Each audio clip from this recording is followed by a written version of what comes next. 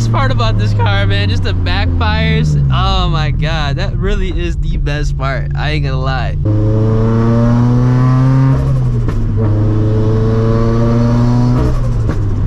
Every shift.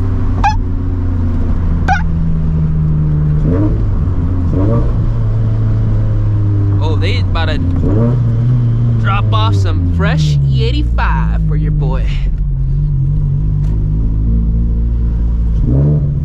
Alright, y'all, let's fill up. Alright, welcome back to the channel, everyone. You guys know, if we're outside at night, we're in the FRS. Now, this video is about 3 months overdue, but I wanted to go ahead and kind of give my honest opinions on some things after having the car back for some time. And we're going to be discussing if it is worth building your motor and boosting your FRS 86 or BRZ. You guys can see here, I have a turbo Scion FRS. This is a Greddy T518Z turbo, if you guys can see in there. And this is a built motor. It is an IAG block, if you guys can see the tab down there.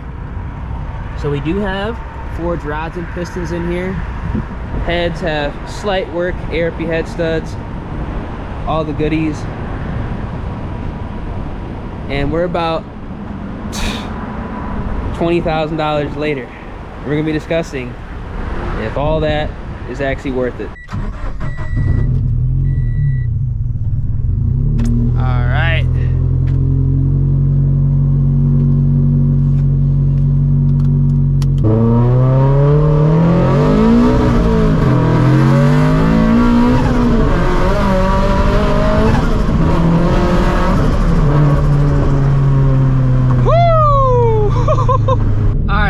Enjoyed that little pull.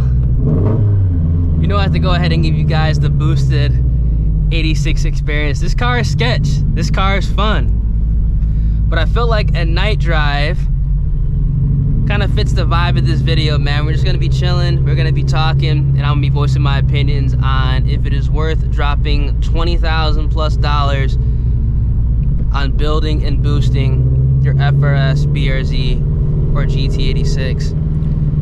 Now, I think I'm a very credible source to voice this opinion because I've had this car for over 3 years. I've had the NA experience, I've had the boosted experience on the stock long block, and I've also had the boosted experience on the built long block, as well as I've had experience in other platforms, especially other platforms that people would consider, you know, a waste of money or inferior. Now, just to go ahead and answer this question right now, because I know a lot of people are going to be very, very curious about this. For those of you who have a stock FA20 long block and thinking about boosting it, yes, I do recommend it. 100% recommend you doing that before you actually go down the route, the slippery slope of building your motor. I've had this car at 350 wheel horsepower. Hopefully you guys can hear me. My car is incredibly loud. I've had this car at 350 wheel horsepower on the stock long block, and the only failure that I did have, and this is truth, was me going ahead and blowing a head gasket. Now, the bottom end was completely fine. I actually sold the bottom end that was in the car originally, and it's in another running FRS as we speak, still going strong. So I definitely recommend you guys going ahead and full sending and boosting your twin on the stock bottom end, and at least getting that experience down.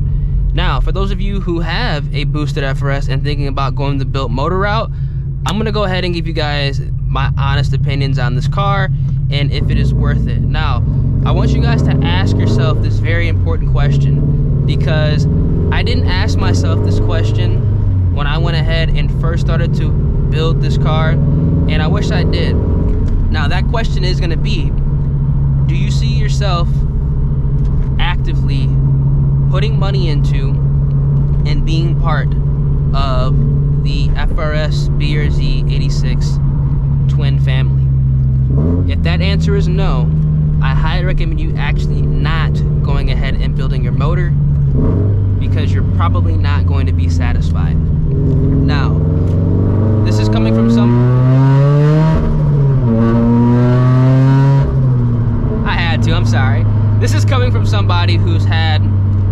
couple of other vehicles. I've had a 4.6 liter Mustang, and now I own a Shelby GT350. And I'm gonna be honest with you guys, once you get in a V8, especially a high revving V8, nothing else really matters. Now, you guys might be wondering, well, you're comparing, you know, a $55,000+ car to, you know what, a $15,000, $20,000 car. But here's the thing, I have 20 grand under the hood of this car. So the playing field is pretty even, I would say. There's enough money invested in this car. And for those of you who want to invest that type of money, there's enough money that you're about to invest that I can guarantee you, you could probably afford a $50,000 sports car. Because all said and done, if you're not doing the labor, you're gonna be 20 grand plus in parts on top of that $20,000 car. So that's something you definitely want to think about, and something that I wish I did before I went ahead and built my motor.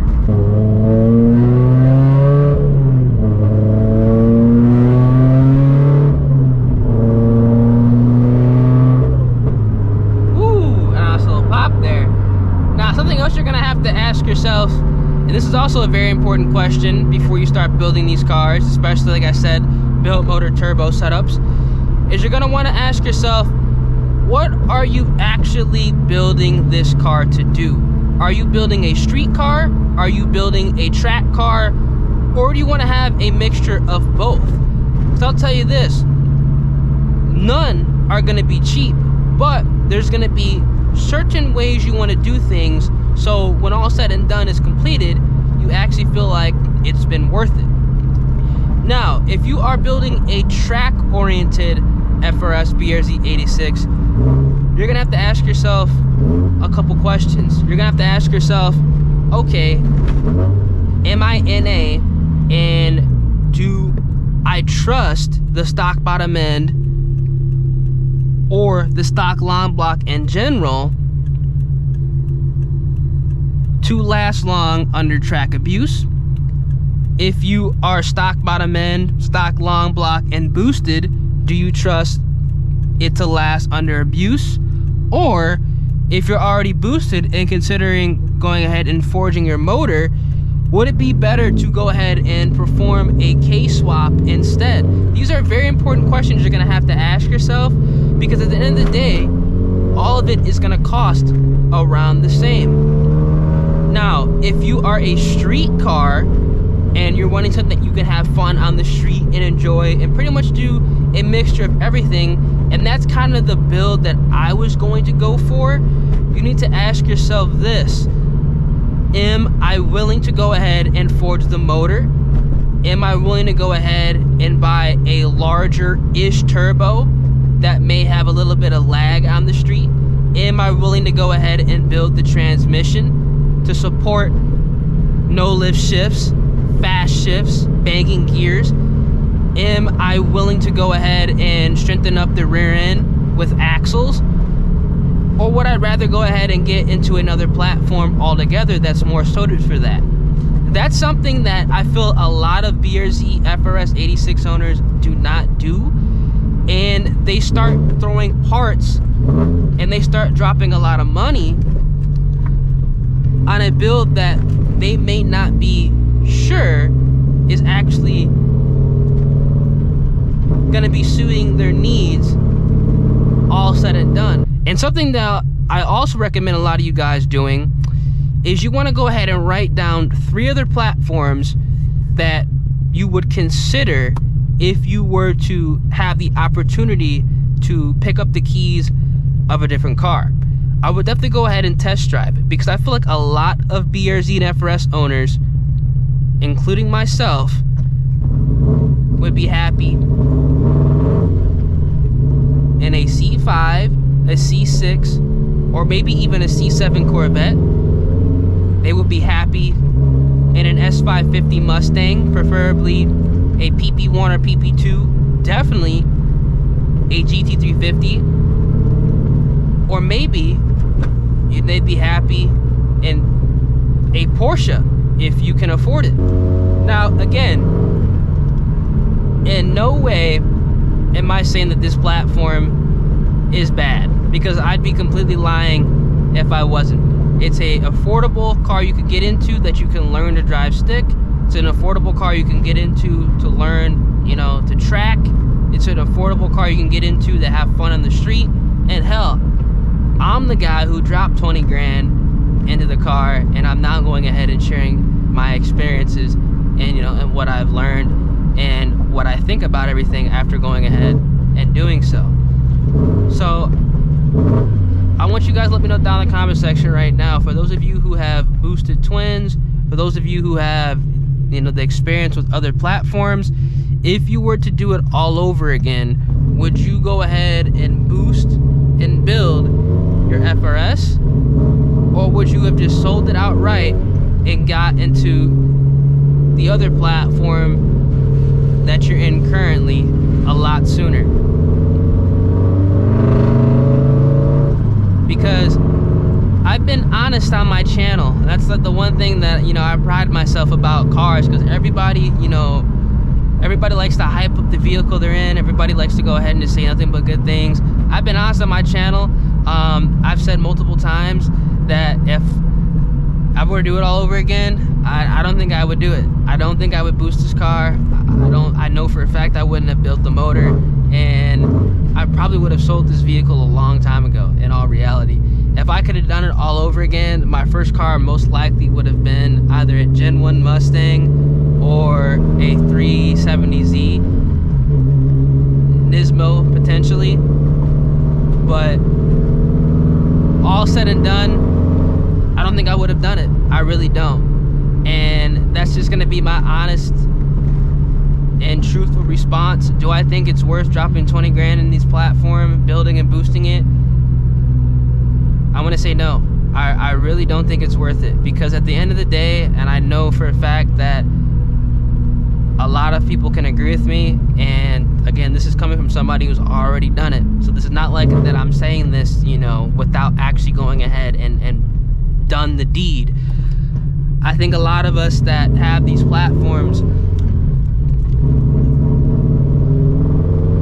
are building them to compete against the next trim up, and at the end of the day, once you get into that next trim up, it's like, man, I should just parted ways with the old setup and got what to do a lot sooner. Now, I know this is probably the answer a lot of you guys were not expecting, especially the FRS BRZ 86 fam I got on the channel. But again, I'm being honest, I'm being truthful.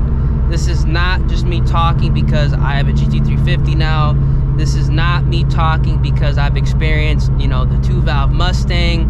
This is 3 years of me owning this car, 2 years of them being boosted, and the 3 months of me having the built motor.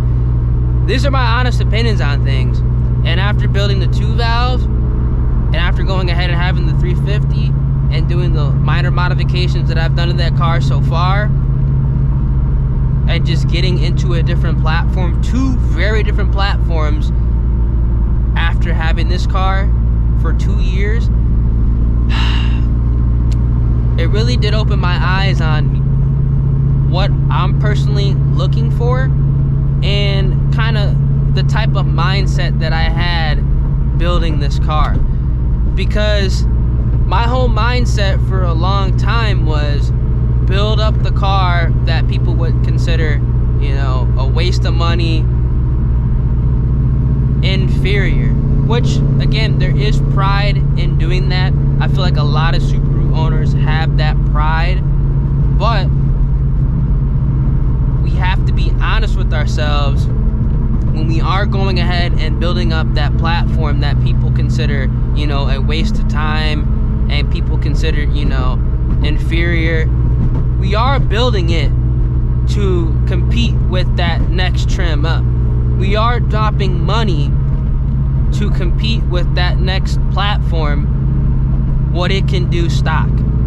And when we're talking about a large chunk of change, we're not talking about like $5,000. Let's be honest, y'all, like $5,000 in mods nowadays really isn't a lot. We're talking about $10,000, $15,000, $20,000 worth specifications. A lot of people cannot do that in a year. Hell, I sure as hell couldn't do that in a year.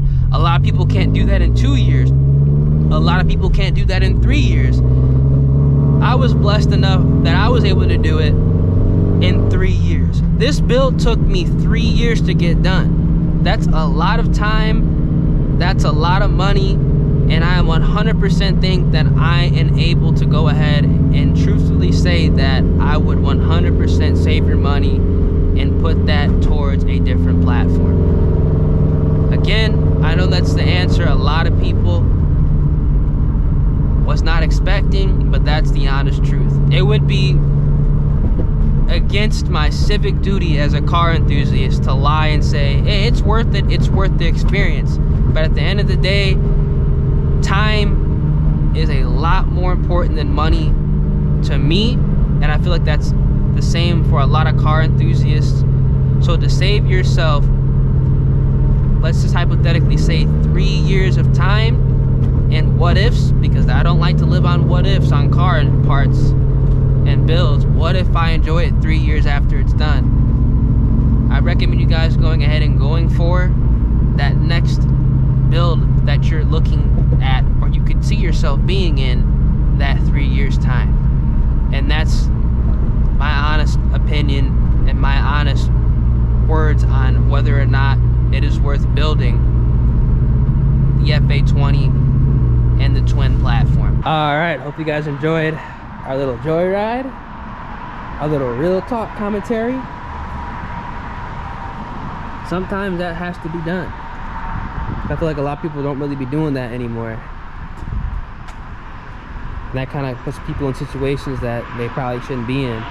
And just so you guys know, this is not meant to, I'm saying this again, this is not meant to be a negative video. You guys know me, I keep it 100 on my channel. This is my personal opinions on if it is worth building the FRS, the BRZ, as well as the 8.6 platform. I feel like a lot of people on YouTube, especially in the FRS BRZ 8.6 community, are not honest on whether or not it is worth building this platform, because you have to ask yourself, is this something do you really want to be investing your time and hard-earned money into, or do you see yourself in another platform within a relatively quick period of time? I'm talking about 3 years, because again, it took me 3 years to build this car the way it is right now. I can guarantee you, if you said and thought to yourself, man, I can really see myself being in another car in 3 years, and it's around the $20,000 price range, you probably should go ahead and rethink your whole idea of building and boosting this platform. Again, not being negative, I'm being honest, I'm being truthful, and just keeping it a buck here. And if you guys enjoy, drop a like on the video, subscribe to the channel, turn those post notifications, and I'm gonna catch you guys in the next one, man. Deuces.